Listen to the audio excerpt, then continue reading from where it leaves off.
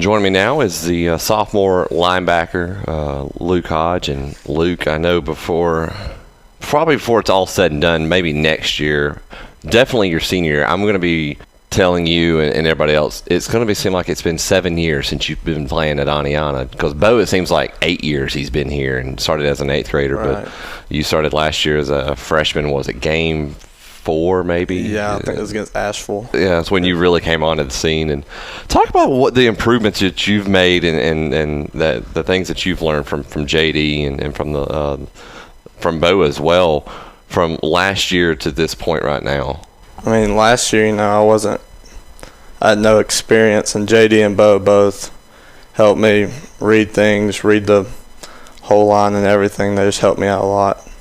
I know Bo last year's Defensive Player of the Year in the county, and this year against Hayden, 14 tackles, and I think he had 9 against Priceville in just one half, and you had maybe 7 or 8, against Priceville. And then this past week, you end up with 9 against Cleveland County. I know having Bo next to you helps you tremendously because they're going to double team him a lot. Right. And if they do, that leaves you open. Mm-hmm. And then with Keezy, if they don't double team him, that frees you guys up. But talk about some of the things that Bo's taught you and your mindset and what to look for. I mean, we both know that we have a job, and sometimes it's going to be him making the tackles. Sometimes it's going to be me. Sometimes I'm going to have to take on 2 or 3 blockers, and he's going to make it. Same with him. So we just know we just got to do our job. I know you've had some pretty impressive tackles, especially against Cleveland County, some open field tackles that if you didn't make, they're going for another 10, 15, 20 yards easily.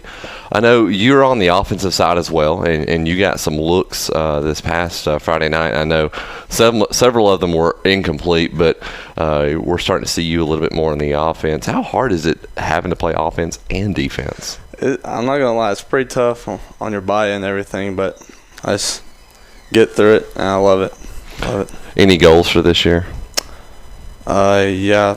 I'd say make the playoffs and just be the more physical team every game.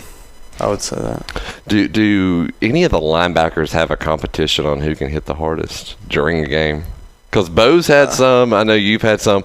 Beck probably wants to get involved because he had the hardest hit Friday night. Yeah, but yeah, me and Bo kind of talked during the game, like, I lit that dude up, like, everything like that. Like, you're getting a bunch of tackles, all that kind of stuff, but yeah. I don't know if you I haven't seen you do this, and if you did, I don't know if your parents would get mad, but I caught Bo doing it against Hayden. He made a tackle and he waved his finger at the Hayden running back and said, "You're not going to do that against me." Have you ever gotten cocky in a game like that? Well, I haven't caught it, but have you done that? I did a little bit against Cleveland County because they tried that screen again. Yeah. They had that one that they got, 50 yards? Yeah, the 50-yarder one, yeah. Yeah, and they did that, and I kind of was chirping at them, telling them they weren't going to get that no more. I like that. I like that out of the linebackers. Well, all right, Luke, I appreciate you coming on, man. Oh, yeah, thank you. Joining me now here on the Redskin Rewind is junior, I guess, tight end / wide receiver, outside linebacker, do it all, Eli Buse. Eli, welcome in. You had a good performance Friday night, several big receptions, your first touchdown grab of the year. I believe, correct me if I'm wrong, that's your second touchdown as a Redskin. Mm-hmm. I remember your first one. Yeah. It was your freshman year. And it happened in the first game of the year, maybe? Second game of the year. It was a big reception. But you played very well Friday night, offensively and defensively. Talk about what stood out to you and your performance and your team's performance. We didn't have as many mental errors that performance, and I guess I did all right. You did all right. Yeah. 3 catches. I know the one of those catches from 15 yards out from Brody that put Aniana on top 7-0. Basic out route. And I talked to Brody earlier, and he said with you, a lot of teams, they overlook you. And do you find that disrespectful? No. You just use it to your advantage? Yeah. I know defensively you're kind of in the shadows, and it's not a bad thing because you guys got guys like Bo Ragsdale, Luke Hodge, Kesey, which we mentioned him a while ago, with second on the team in tackles with 19, and Bo sits at 20. But talk about your role on the team this year and being that other outside linebacker, and what some things that maybe JD has taught you.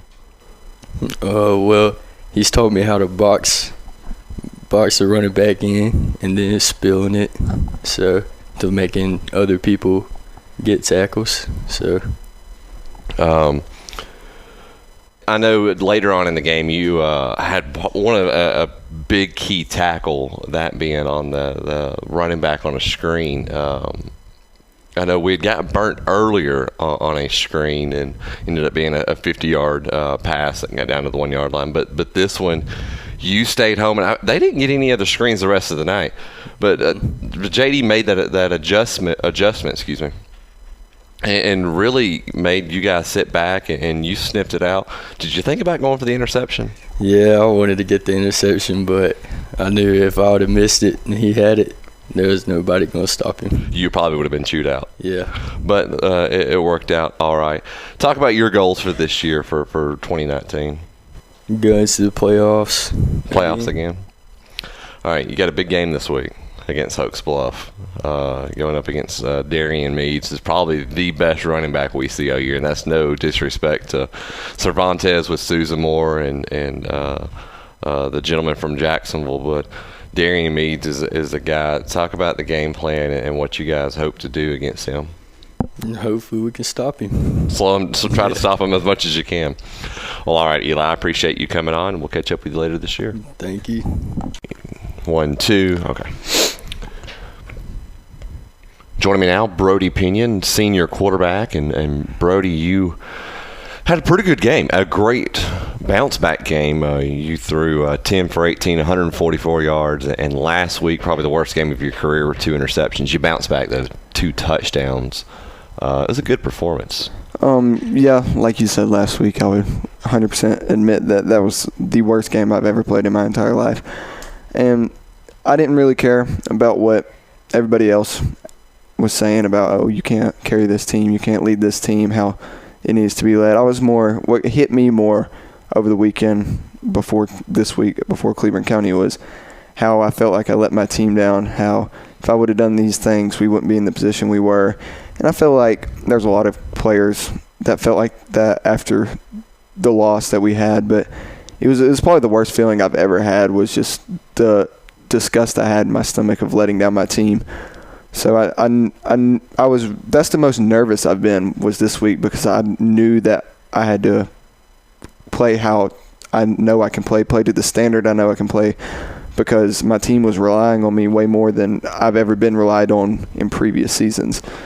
Well, I think that's a sign of a good leader is, everybody falls in life. What matters is how you bounce back, and you had that great bounce back performance. And I know you weren't the only one that led to the victory. I mean, you had David rushing for over 100 yards again. But the thing that stood out to me was the offensive line really played well against probably one of the strongest defensive lines we're going to see this year. Oh, yeah, and going back to the get knocked down, get back up, Coach has preached that all week, and he's been pounding it all week about how, we didn't start how we needed to, but it's about where you go from there. And I think so many players stepped up from how we played or how we started last week, and definitely not just me. But with the O-line, I told him after that very first touchdown pass, I was like, if y'all keep this up, we're going to be great. I said, I got all day back there, and this is amazing. And when that long touchdown pass to Riley McGill, if I went back and watched it, I probably had about 6 seconds. Yeah. Because he ran all the way across the field and ran all the way to the back corner of the end zone and was just sitting there. And I saw him. I was looking downfield, and I saw him start going back that way, and I was like, if y'all just give me a little bit more time. In my head, I was thinking he's going to be open. And sure enough, they did. And that's probably the best blocking I think I've ever had. And I was just so pleased and happy for them and for the rest of the team with what they accomplished this week. I want to go back to that first drive, and a guy that's been under the radar. The talent's there in him. He's only a junior. Is Eli Buse. You found him on a 27-yard pass. I think that was on 3rd and 9. Needed something big. You found him, and then you found him a few plays later on a 2nd and 13 at the Cleveland County 15 for the touchdown. Eli's a guy that's really that's had to step up this year. Oh yeah, definitely. I mean, he's our tallest wide receiver, so of course he's the easiest to see. But something that's amazing is that he's always overlooked. Like, he lines up in a position where nobody thinks, hey, he's going to be the one getting the ball. So if you can find him downfield, he's always open. He knows where to go to be open. He knows where to go to where you will see him, and he's got to be, if not the most reliable hands on the team. Yeah. And nothing against any of the other wide receivers, but yeah. So I'm always looking for him going across because he runs so many across the middle of the field, and it's hard for safeties to pick that up, especially in high school. And so it's great to see him running down there. And like, sometimes I get a little too excited. Like I did the very first play, I got that one swatted down because I got a little too excited and threw off my back foot there. Well, I want to go a play that's probably overlooked and not many people think about, but I think it's a crucial moment in the game with us only up 7-0. Ball's at the Cleveland County 5-yard line. It's 3rd and 3. It's a run play to David. You go the wrong direction to hand it off. David's on your other side. Still gets the touchdown. Yes. We're kind of lucky at that moment that we still got the touchdown. Yeah, we went into a formation. I mean, we'd worked it all week, and this was I'll take the blame 100% on this. We'd worked the formation all week, but it was the first time we'd ran it in the game.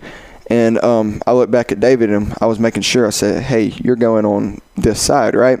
And I mean, I couldn't point there because the defense is knowing. So I was trying to be quiet but making sure he could hear me. And I think he thought I was asking if Bo's getting the ball. Yeah. And he was like, no, I'm getting the ball. And I thought he was saying I'm coming to this side. And we discussed that after we scored. But, yeah, that's I should have known that. I'll take the blame on that. But it was a great play by him to still find the hole after. And then when I handed the ball off, I heard him when he was running by. He said, "What are you doing?" And so David's got that sense of humor. And, he got hit probably about the 4 or 3 yard line, but still had the strength to get in there. It's amazing. And I've told you that when the season started. I said, I don't see anybody stopping us from within the 10-yard line because you can literally hand the ball to David Hall 4 times, and I don't think he could not get 10 yards with nobody blocking. So. Yeah. Go 56 seconds left in the game. It's 4th and 4. Ball's at the 26-yard line. I told you after the game that you broke an Aniana record, and you had no idea what I was talking about. No. It's and it may be true, or it's probably not true, and you don't want this record. But the highest hang time on a touchdown pass. This is according to the athletic director Keith Bender, who I saw him at halftime. He goes, "Boys, that broke an Aniana record, highest hang time ever." I'm curious as to who came up with this record and where I can find if it's actually a real record. And as a quarterback, you hear that and you're like, the highest hang time on a football, that's terrible. Like, you can't leave the ball in the air that long. No, it was probably about 8-9 seconds. It seemed like an eternity, but you found Riley McGill, who was wide open. I got nervous because any wide receiver will tell you the hardest catch to make is when you're wide open, nobody around you, and you're just watching the ball come in. And so, I'll tell you this too.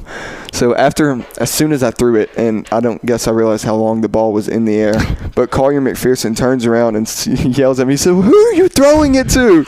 And I pointed down the field. He said, "Oh, okay." Touchdown. Yeah. And so, I'm not even until after you mentioned it that I realized that ball was actually in the air for a long time. It was. It took a while, but we go up 21-7 at the half, and Cleveland County tried to get something on that last drive. But I know this is a defensive question, but it's got to make you feel good knowing that if you guys can really just get X amount of points, you're in great position to win the game, and that number isn't that high. And that's what Coach Phillips told me when we were after our first touchdown. I was coming back on the field, and he told me, he said, "All right, they did their job. Now let's get out there and do your job." And so, I know for a lot of our players that play both ways, doing their job on defense is still doing their job on offense. They still have to do it both ways. And I don't play both ways, and it amazes me that they play to the standard that they play at the energy, the speed, the stamina that they play with. So and it gives a quarterback a lot of confidence, and because playing behind is not a good feeling when you're playing neck and neck with a team where you okay, if I don't score here, then we might go down to 2 touchdowns, and then that brings everybody's confidence down. So when you can really trust on your defense to say things aren't really clicking right now on offense for whatever reason, I'm not throwing good, running backs aren't hitting their holes, linemen's not doing good. When you can trust in your defense to hold out until you can figure out what's wrong with that offense, it gives not just me but everybody a lot of hope for a winning game. One other pass that really stood out to me, and I'm looking for it in my play-by-play notes, and I can't find it, but here it is. It was back in the first quarter, I believe. No, take that back. It was the second quarter. There was 8:36 left. It was 1st and 10, Cleveland County 43. You throw a laser on the money pass to Andrew McAlpine for 31 yards. And I felt like you could have done that more throughout the game. And the reason I say that, because Andrew's dad went to the restroom when that happened. He literally went to the restroom when that happened, and you completed it. And I looked for him, and he wasn't there. And I turned around, and he's coming out of the restroom. I said, "You need to go back to the restroom so we can do that more." Of course he was, and we actually tried it. I think right before halftime. We tried it one more time, and that's what I love about Andrew is his speed and his route running is so precise, and so in my head, as a quarterback, it's terrible to think I'm going to go here. You pre-snap, I'm going here with the ball. But I was thinking it in my head. I was like, okay, they've been voiding this part of the field the whole game. I said, if he can get by him by 2 steps, I'm trusting him. I'm throwing the ball up to him. And I look over at Coach Phillips, and he gave me the signal. He's telling me, look there. So I was like, that gave me a little bit more confidence. And so I checked my hot route, and they weren't blitzing, and as soon as I look over and I saw he was about 3 steps ahead of him, I just threw it up, and he made an amazing catch out there with it too. I mean, he had a player on his back. The ball could have been thrown a little bit better to keep him from getting that player on his back, but he basketball player boxed him out and made an amazing play with it. So, and that's just something all our wide receivers do. I mean, Riley McGill, his vision to get back on that previous touchdown we were talking about, to go back to the back corner of that end zone, and then saw Luke Hodge on a pass was incomplete, but just his intelligence. We have a I rolled out to pass, and I was getting pressure, and I pointed him down the field, and he knew exactly what I meant by it, and he took off running. And I did end up overthrowing him by 1 or 2 yards, but see, plays like that, they'll start coming together the more we work them. And that's what Coach Phillips talked about. He said, we've decreased our mistakes by 500% this week. This was after the game. He said, we decreased them by 500%. He said, but the thing that makes the difference is players are making plays. And I'm sure anybody that watched that game saw it across the board. I mean, defensively, people flying to the ball. We're just talking about it. Kesey was making amazing plays in the backfield, and Bo was making amazing open field tackles.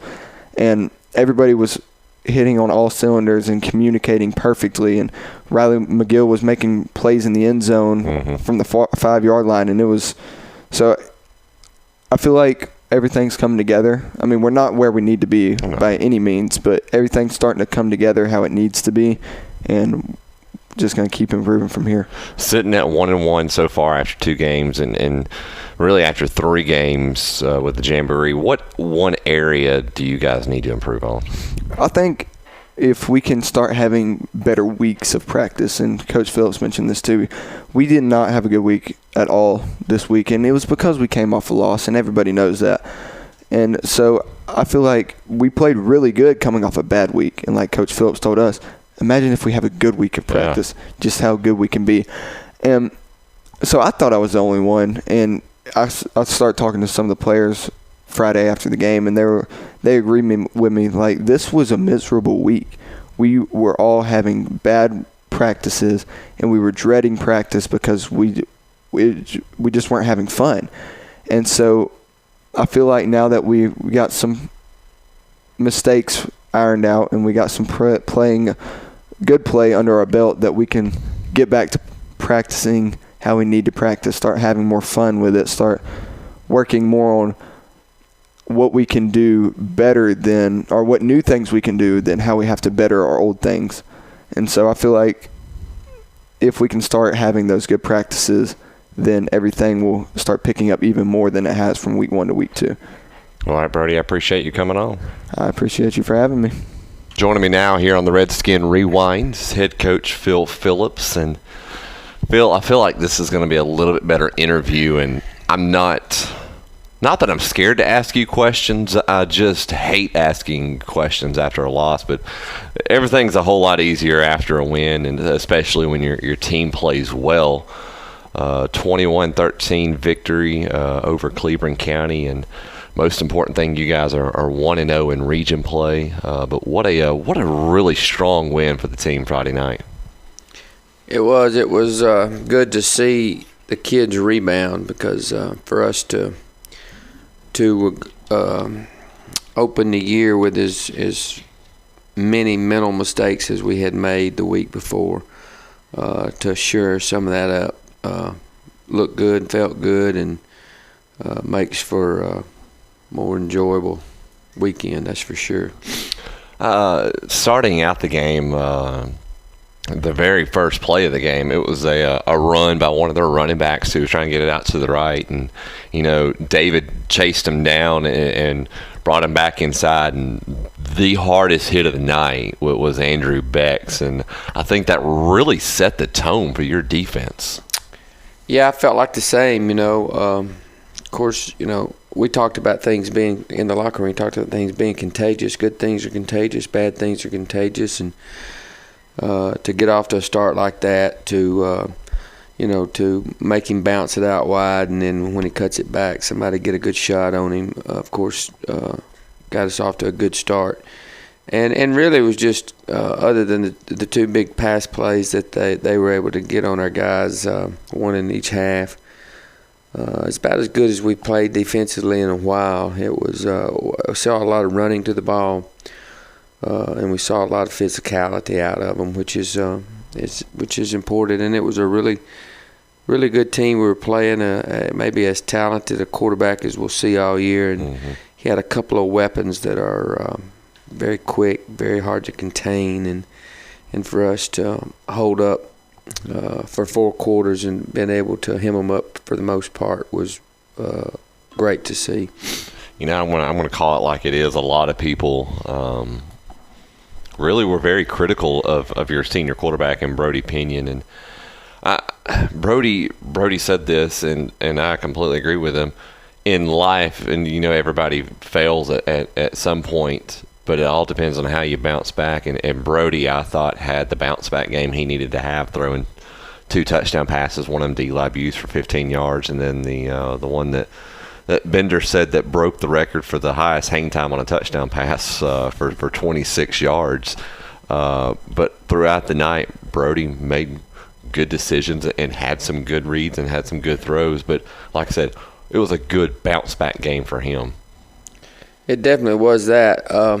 He, of course, responded like I had mentioned to you earlier, like I would expect him to, being an older guy. He did have a rough night at Hayden. He knew that. There was no elephant in the room. We didn't just sit around and not talk about it. We talked about it, and we talked about it with the team, and we worked on some things. And and to see him physically do things better, of course, was pleasing. But some of the decisions he made some plays with his feet.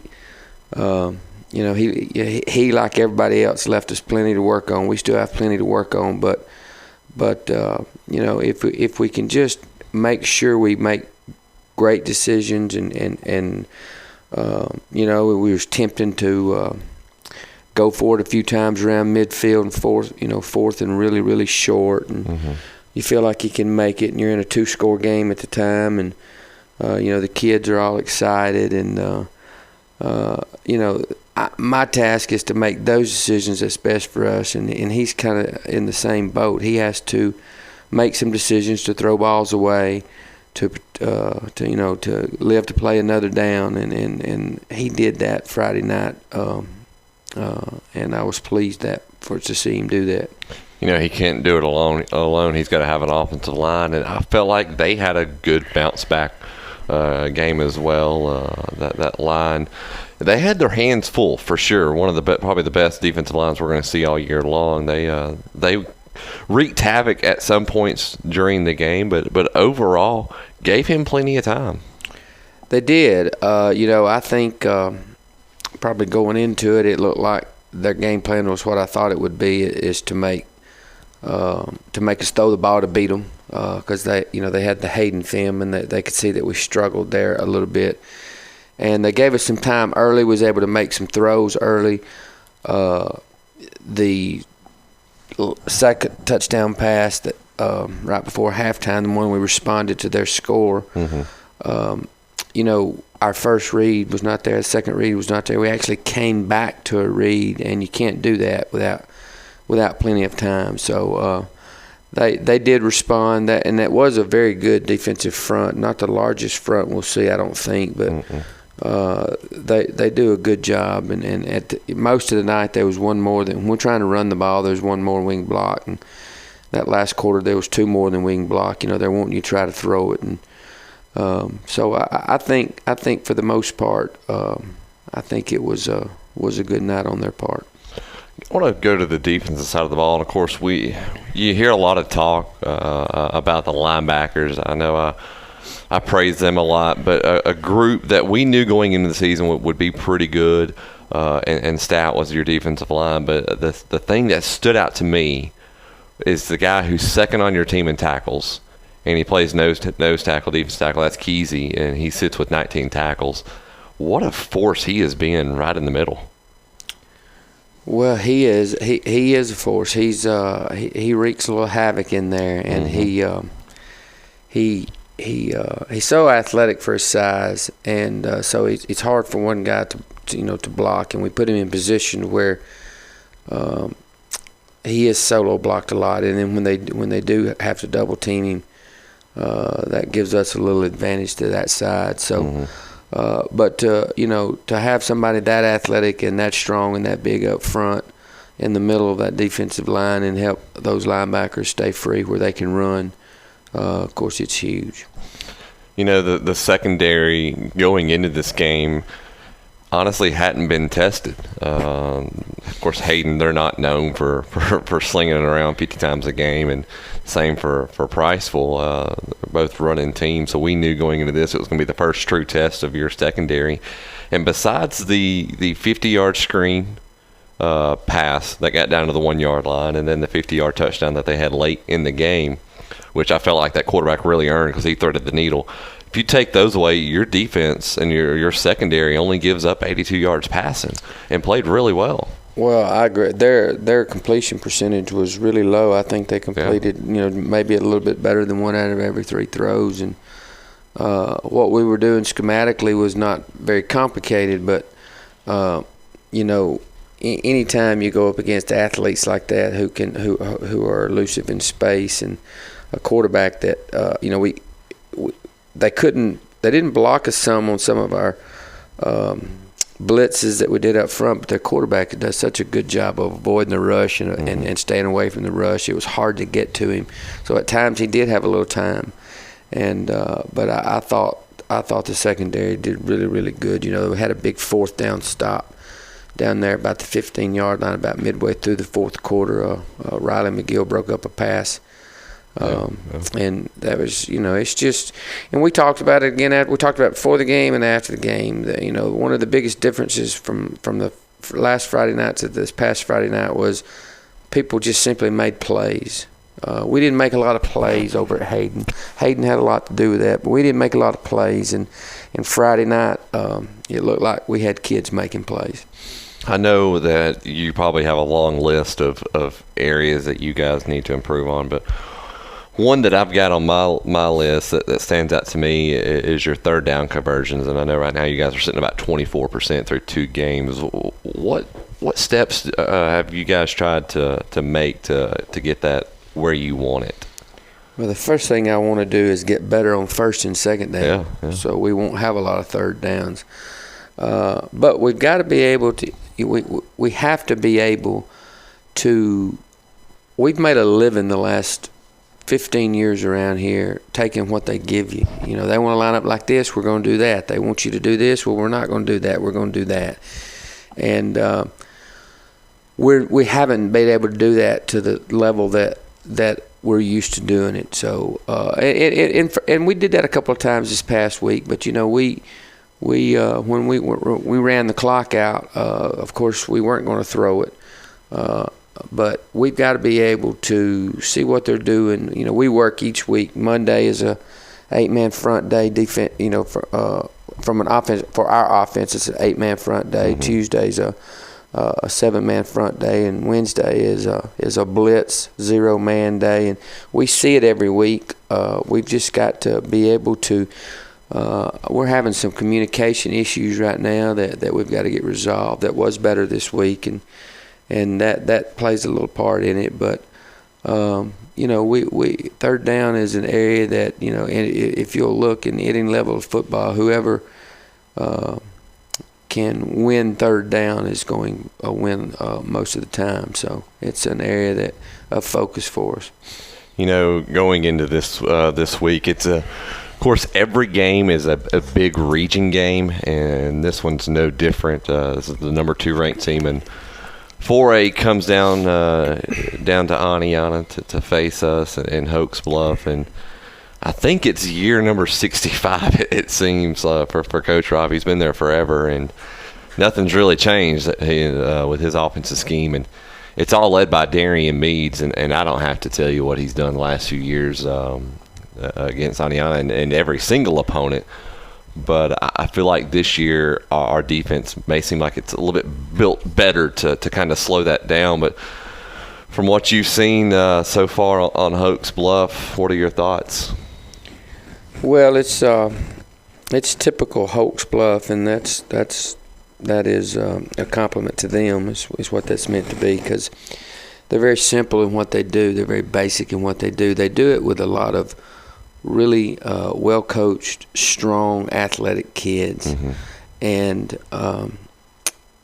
they sometimes I don't think they care that you know what they're about to run. Mm-hmm. When you can give it to a running back like Meads, and of course we have to stop him first and foremost, and then the quarterback is such a versatile athlete. If you do have a little success stopping him, they get, you know, they try to get him out on the edge, and he is a run and a pass threat. So I'm very sound in the special teams, and you know, defensively I do see them doing some things differently than I've seen them do in the past. So you know, that'll just give you something else to work on. So you know, the last 20 years you knew what they're going to do. They're going to line up in that 50, and they're showing some different things this year, and so that'll give us more to work with, and that'll give us plenty to do. But just to, you know, like I said, a compliment to them. It's a typical Hoax Bluff team. Mm-hmm. Year in, year out, they're always really good in all the sports. My last question to you is going to be nothing to do with Aniana, and I wanted to get your thoughts on this, being a coach, and you may have dealt with something like this in all your time of coaching.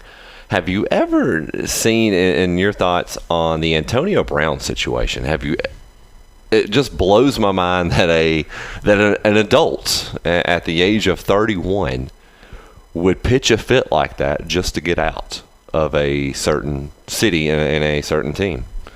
Well, I think it's funny you said that, because we talked about it this morning during the meeting. You know, Antonio Brown is obviously a very egotistical person who tries to control the narrative wherever he's at. Mm-hmm. And,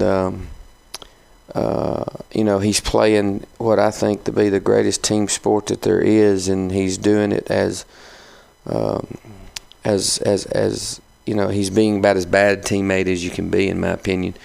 I think he's flawed, personally flawed. I think his whole goal in preseason was to create some kind of distraction each week so he wouldn't have to play in any preseason games, which is fine. It's just that the level of stupidity that he went to create that narrative. But for someone, he doesn't lack any confidence for someone who can just say no to $30 million and hopes that somebody else will give him some money. He's pretty confident in what he does. So I guess really he's probably a good teammate for 60 minutes once a week, and then after that strikes me as not being such a good teammate. I feel like if there was a coach that could maybe handle him, maybe it is Bill Belichick. He's done it before. It probably is, because I think anybody that goes into that organization probably understands the what they're tasked with, and that there's one goal and everybody's going to be working toward it. I think it's probably maybe for him, knowing that they didn't really need Antonio Brown because they was probably going to be in the Super Bowl again without him. They just look at him as a little plus, and I would have loved to have listened to the conversation, though, because I'm sure he had a conversation with him about, I ain't putting up with any of this kind of crap I've been watching for the last 4 weeks.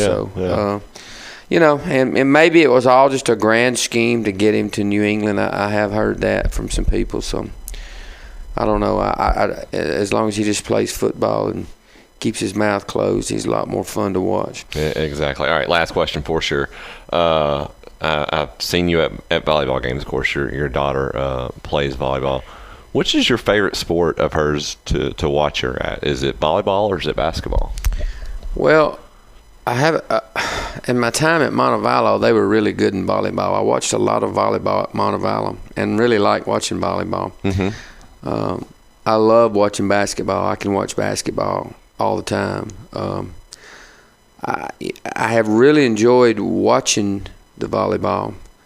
I just get extremely frustrated at, I don't know anything about volleyball. I just know it's not good if that white ball hits the floor on your side of the net. Yeah.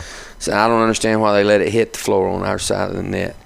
But I would say, probably basketball, just because, I grew up playing basketball and I know more about it. I probably know more volleyball than I do hockey, so I'm glad she's not playing hockey. But, now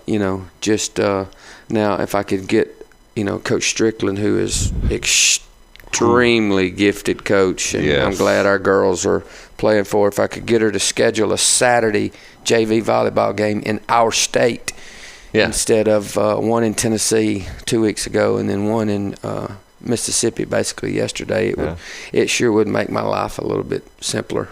Now I know you coached baseball for a while, and of course breaking news, you coach football.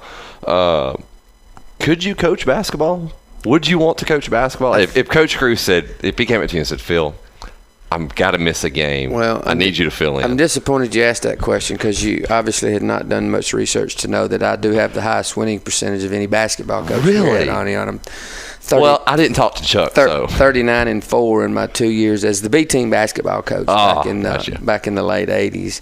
But to do that, I had 7 football players and 1 basketball player. So, but yes, I'll tell you, like I tell anybody, I'm not only the best basketball coach at my home, I am probably the best basketball coach at our school. And Coach Cruz does give me a run for my money, I would say. And David does Coach too. Elrod, I think our gap is widening. But yes, I would. I could coach a little basketball. Now it wouldn't be a lot of fun to watch. There would be a lot more defense played than these kids like to play. Yeah. A lot more defensive rebounding going on, and a lot more assists. Mm-hmm. It wouldn't be any step back jump shots, no matter where the line is, and that kind of stuff. So it wouldn't be a lot of fun, but I could do it. All right, here we go. So mentioning those sports. You mentioned Cruz and Elrod. We got a pretty good baseball coach. Yes. Who's a better baseball coach? Well, I don't know. Because BMO's pretty good. He is really good.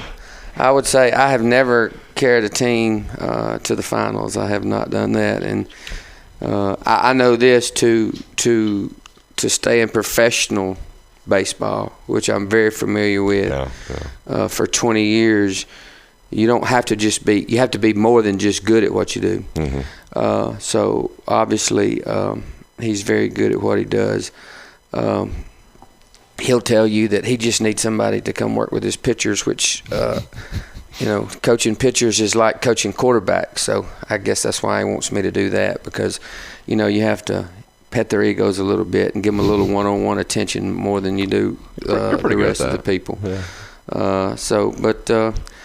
I don't know. Everybody hangs around a little while, and Greer passes the 5th and 6th grade. Who knows? It may happen again. Uh-oh. As long as I get somebody to hit fungo for me with my leg, even though I am a better fungo hitter than him. I don't know if anybody's better than Jason Russell, though. With my non-dominant hand and both eyes closed, I'm a better fungo hitter than Jason Russell. I didn't know that was possible. Anybody could be better than his. Now, you know what his nickname is, right? 680. That was his batting average his senior year, according to him. So, I'm probably the only one privy to a video of Jason Russell his senior year, in pregame walk out of the locker room to the bus in a state playoff football game where he had stonewashed jeans on, skinny jeans before there were skinny jeans, and it looked like someone had spray painted his hair on. And of course, he easily stood out because Antonio Langham would walk out, and then Terrence Lynch would walk out, and then some guy wearing an 89 jersey, I think, walked out that you thought probably had gotten off the wrong bus, but turns to find out that Jason was a tight end on that team, who I got to see him play one night at Springville when Rock Woody was at Springville and all those animals were at Town Creek. well, next week we'll have footage of Jason Russell in stonewashed skinny jeans. His jersey is down here. His jersey's down here in Coach Riley's office. His Hazelwood Really? jersey. Yes. Man. He's proud of it. Historic. That's what that is. All right, Coach. I appreciate you. All right. Thank you.